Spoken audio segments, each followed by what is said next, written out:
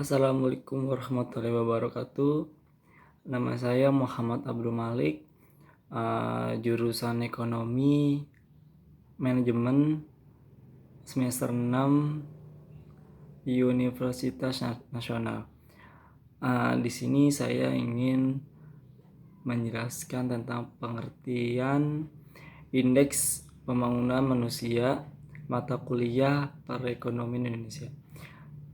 Jadi saya sebelumnya ingin menceritakan sedikit tentang sejarah Indeks Pembangunan Manusia. IPM dikembangkan pada tahun 1990 oleh pemenang Nobel India Amartya Sen dan seorang ekonomi Pakistan Mahbub ul Haq, serta dibantu oleh Gustav Ranis dari Yale University dan Lord McCann Desai dari London School of Economy. Sejak itu, indeks ini dipakai oleh program pembangunan PBB pada laporan IPM tahunannya.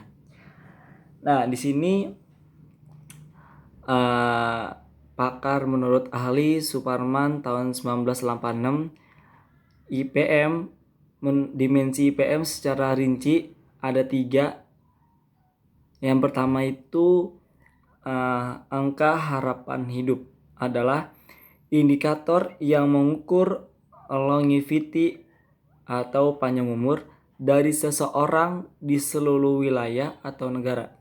Masyarakat secara keseluruhan untuk menggunakan sumber daya yang ada sehingga dapat memperpanjang hidupnya, dan dapat dikatakan seseorang akan bertahan hidup lebih panjang apabila selalu sehat, atau jika menderita sakit secepatnya dapat berobat untuk membantu mempercepat kesembuhannya.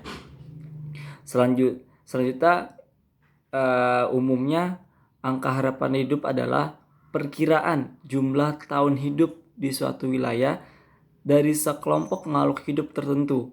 Angka harapan hidup merupakan cermin dari kondisi kesehatan penduduk yang memiliki kemampuan bertahan hidup atau umur lebih lama karena kesehatannya lebih baik. Selanjutnya, tingkat pendidikan di kota adalah indikator yang mengukur tingkat pendidikan penduduk dengan melihat seberapa jauh masyarakat di wilayah tersebut memanfaatkan sumber daya yang ada dalam upaya meningkatkan kecerdasan warganya.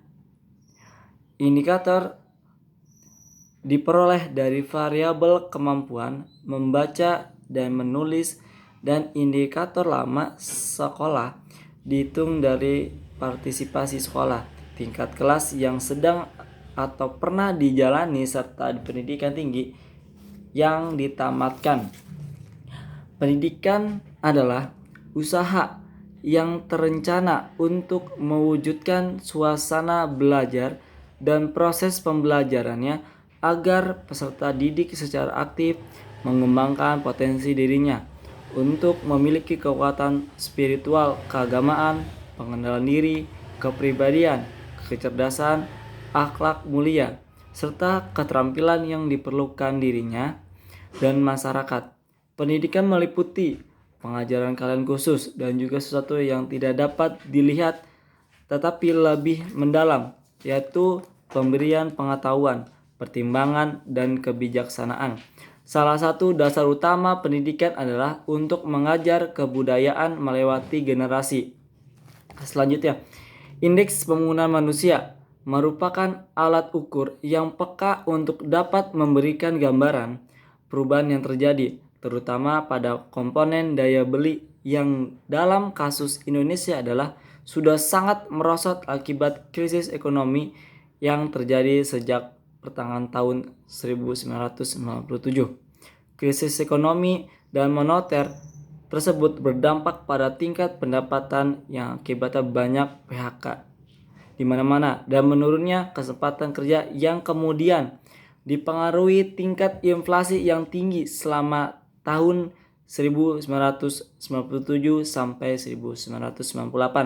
Menurunnya tingkat kesempatan kerja dalam konteks pembangunan manusia merupakan terputusnya jembatan yang menghubungkan antara pertumbuhan ekonomi dengan upaya peningkatan kapasitas dasar penduduk. Artinya, dalam melakukan pembangunan manusia, tentunya tidak hanya memperhatikan pada 3 komponen yang menjadi tolak ukur dalam penentuan indeks pembangunan manusia atau IPM. Di samping hal tersebut, tentunya masih banyak aspek lain yang juga mempengaruhi, yaitu dari aspek pembangunan manusia yang tidak dapat diukur seperti moral, mental, spiritual, tanggung jawab, dan lain sebagainya.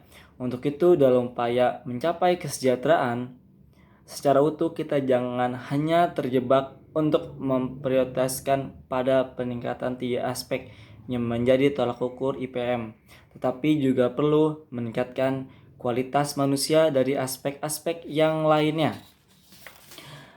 Selanjutnya, mengukur keberhasilan pembangunan manusia adalah indikator yang mengukur tentang besarnya daya beli masyarakat di suatu wilayah atau negara dengan menggunakan indikator konsumsi real yang disesuaikan.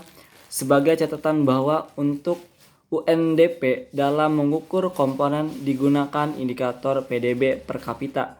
Standar hidup menunjukkan ke kualitas dan kuantitas barang-barang dan jasa-jasa yang tersedia bagi orang. Biasanya diukur oleh pendapatan nyata per orang, meskipun beberapa pengukuran lain dapat digunakan.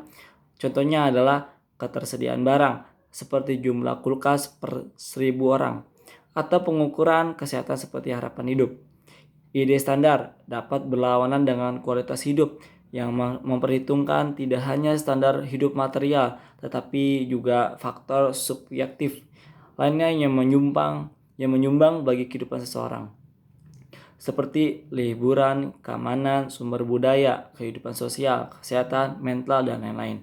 Cara yang lebih rumit untuk menghitung kesejahteraan harus digunakan untuk membuat keputusan semacam itu, dan seringkali hal ini bersangkutan dengan politik dan oleh sebab itu kontroversial.